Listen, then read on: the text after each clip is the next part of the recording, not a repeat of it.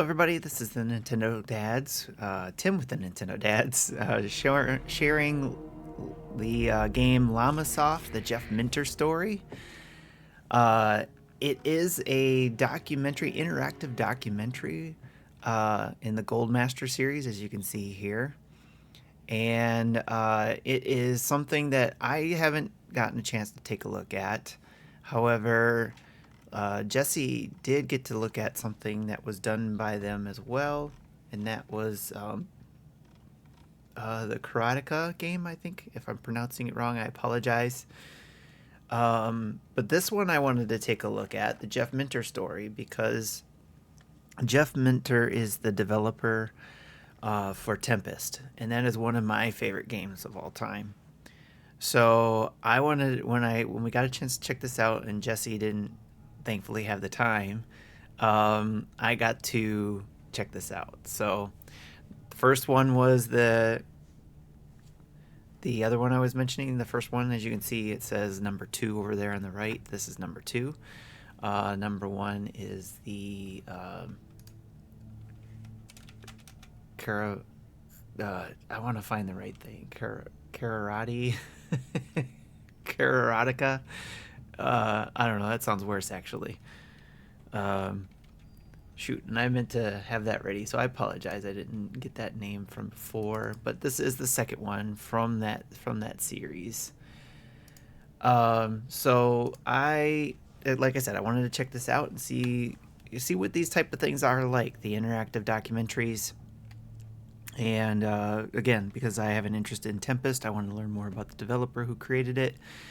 And man, this is a great way to learn about that, and also get an inside scoop of what it was like to start developing games back in the 80s, and then how it came up to be, and even to today Jeff Minter is taking those games he developed back in the 80s and trying to put a new spin on it with all the newest technologies and less of the limitations they had on those systems. So although I didn't get to make it through all of this documentary or interactive documentary, I did want to share with you how it works. And so maybe if you want to check it out and see what it's like, it's just like a different way. If you're into documentaries, I highly recommend it. I like a good documentary myself. And then this being interactive, meaning that you can actually not only just watch the video about a documentary about Llamasoft and Jeff Minter, you can interact with the content that's in there by looking at pictures, looking at some of the scanned documents or notebooks that he wrote in. You get to look at that stuff, and then you get to watch videos, and then you get to interact with the games, all of that sounds pretty awesome. So let's kind of go through some of the chapters, some of the content here, so you get a feel for what's there. This particular interactive documentary is 4 chapters. I got through the first 2, and I'm getting ready to start the 3rd chapter. But they're all laid out to where you get through a timeline, and you can watch a video like this, and then you have controls like it shows here that you can hide and get rid of, listen to, pause, and fast forward and go back. You can show captions, so there's a lot of cool stuff you can do there. And then when you zoom in on a picture, you can actually hide captions, you can hide the controls, you can zoom in, zoom out. So if I zoom in, I can use my joystick to kind of zoom in on some of the pictures. Some you can zoom in pretty close, some not so much, but you can get a good look at some stuff here. And if you see at the top of the screen there's dots going horizontally across the screen. This represents the whole timeline, and then at the below the pictures and stuff, you're on the timeline, so you can move along here. But as you can see there at the top of the screen, the smaller dots, that is the overall timeline. Now, as you get into a chapter, or as you start it, and I'll show this one, all the dots are hollow. So that means it's showing you where you've been, and then once you've been there and looked at everything, like for example, if I go through here and I look at some of the pictures, zoom in and check out what's going on there, and then I read some of the content. As you saw there, when I go to each one, when I go on to the next one, you'll see it flashes after you look at it. After you look at the content, it'll flash like, okay, it's counted that one. You've looked at it. It's got a white background behind the icon. And if I go to the next one, if you see the one below, it's hollow, but as soon as I go in there, it's gonna have that white background and then flash that I've looked at this content. So again, this is some more content. I can zoom in and read, like this is an example of some of his newsletters he had. So you can actually read those old newsletters. It's pretty cool. And then there's comments from Jeff in here, and as well as anybody else who's been interviewed in regards to this documentary.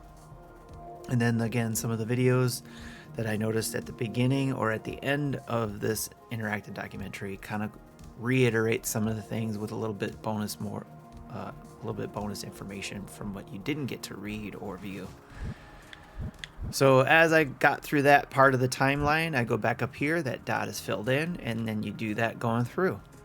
There's some areas like this one where you can not only go and look at the box that the game came in or the software came in, but you can also interact with the software. So as you can see, there's A to zoom in or X to play.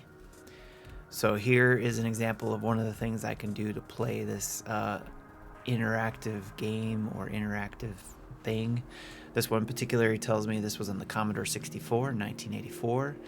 It has 4 llamas for complexity, so I think it's 1 to 5.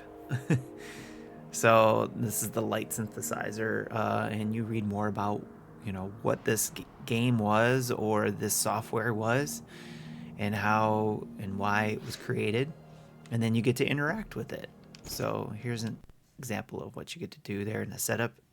Looks like it's on a Commodore 64 or on that monitor there, and it gives you some controls, and I can record things, I can play things, so it's pretty cool. Let's see, this is the first time I've actually messed around with this one, so this will be fun to mess with later. So this is not actually a game, but it gives you an idea that you can go in and interact with some of the things that he's sharing in here, or the documentary is sharing. And then here, when you press the plus sign, you can go in and you can resume the game, reset the game, you can save it at a particular point, you can go look at the instruction manual, the controls, change how you want to view the game, and then of course quit. So it's pretty cool how you get to interact with it and get to kind of finish the timeline and get to learn about this person and the games they've created in this time in video game history, which is really, really cool. And this is another example of zooming in on the box or on the ad. And this one shows you right to the left of this icon. It says 3 images, so it tells you there's 3 images that I can look at and zoom in on and look at in his notebook. So this is like scanned stuff, which is really cool. And then this is one of the ads that was in a magazine or in his newsletter that he had, which again is really cool, very cool stuff. And I almost would like to see this kind of thing with, even if it isn't a video game, I would love to see it on other content where you're not just watching it. For example, one of the things that I liked on Netflix was a documentary on things I used to watch in the 80s and 90s, right? So like a Transformers interactive documentary I would love to have, to where I could go through a timeline, see this stuff, and then maybe even watch, or not maybe, I would love to be able to watch the episodes that they're talking about and break down, and you can watch it in either the whole episode untouched or watch it with some director commentary or commentary by whoever, the voices of the show or whatever. So I think that would be kind of cool in a way as well. And maybe even in that documentary about Transformers, there might be some interactive video games as well. All right, but anyways, going back to this one, there's, again, you go along the timeline, you finish each one, and then I don't know if there's some bonus if you get through everything. That's one thing, because I've never experienced this before. I'd love to find out, and if I do, I will certainly leave it in the description as I get further of this video. So if you do watch it, go check the description and see, if I got any updates there. But in the meantime, I'm going to be getting through the rest of this. But the other thing I wanted to share was, if I go back, of course, this is the main documentary part, but you can go to the gameography and you can go down the timeline of all the games. So you can look at the pictures, zoom in, and view everything. And you can see their stacks. Like, this has 2 pictures. And I'm enjoying this too. When I go to bed, I'll take this with me and lay down and just kind of read through and get through a few of the sections in the chapter.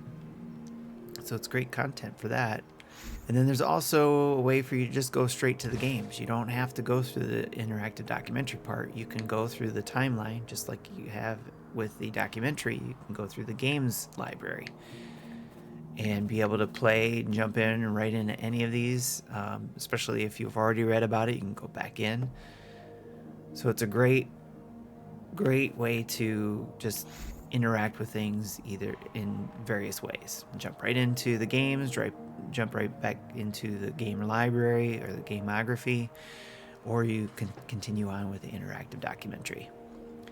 So I'm looking forward to seeing more of these in the future, and I hope I'm gonna probably go back and get the other one that Jesse got to view, and this is from Digital Eclipse, so I appreciate them giving us a code for that to be able to share, for me to share this with you and share what I think about it. And the making of Karateka, that's what it's called. They also made the Atari 50 game, and I really like how that's set up. And the Atari 50 game, in fact, I got it sitting right here, the cartridge sitting right here in front of me because I took it out of my Switch for a moment. It's kind of set up the same way with the timeline, and I've been enjoying going through that and going back to some of my favorite games. So I highly recommend it. Great job to Digital Eclipse for getting through this or creating this, and I hope they continue down this path and do, like I said, this is number 2 of their series, and hopefully do some more. Can't wait to see who else is on the docket for that. Again, shout out to Digital Eclipse for giving us a code for this and sharing this with me, and I hope you guys like it. Again, check it out.